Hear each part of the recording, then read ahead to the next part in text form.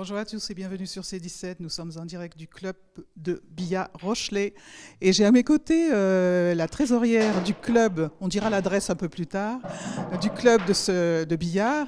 Et là, vous dirigez ce club avec vos adhérents depuis combien de temps? Alors moi, je suis là depuis 6 ans.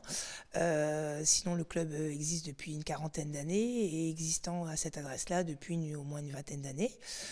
Et puis, moi, je suis rentrée au bureau et au fur et à mesure je me suis mis à faire de plus en plus de trucs au club, quoi. Voilà. Alors là, on s'aperçoit qu'il y a plusieurs tables. Vous pouvez nous en parler? Oui. Alors là, vous êtes dans la salle où surtout on fait du billard anglais, donc du blackball. Maintenant, c'est comme ça que la fédération appelle cette discipline. Et du coup, on a 4 tables qui nous servent tous à s'entraîner. Donc là, Quelle est la particularité de ce billard? alors c'est un billard, comme on dirait la fédération française, donc c'est un billard à poche. Donc le système, on a on a 7 rouges, 7 jaunes et la noire. Le but du jeu est d'avoir une couleur et à la fin de rentrer toutes ces billes de couleur et de finir par la noire. C'est le premier joueur qui fait ça, qui gagne la partie du coup. Et de l'autre côté, on a le billard français. Tout à fait. Donc aux Français là-bas, ils n'ont pas de poche. Ils ont 3 boules et le principe du jeu est avec la première boule, ils doivent faire des carambolages, donc toucher les 2 autres boules pour avoir des points.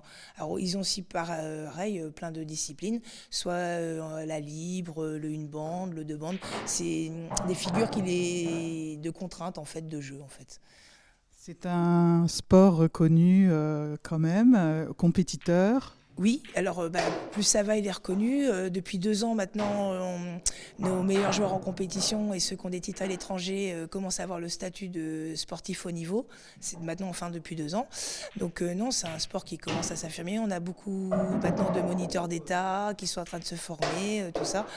Donc la fédération essaye vraiment de faire un peu comme dans tous les autres sports et surtout de sortir le billard du bar ou tout ça. Maintenant, on est vraiment sur un système associatif avec des écoles de billard, des cours encadrés et tout ça.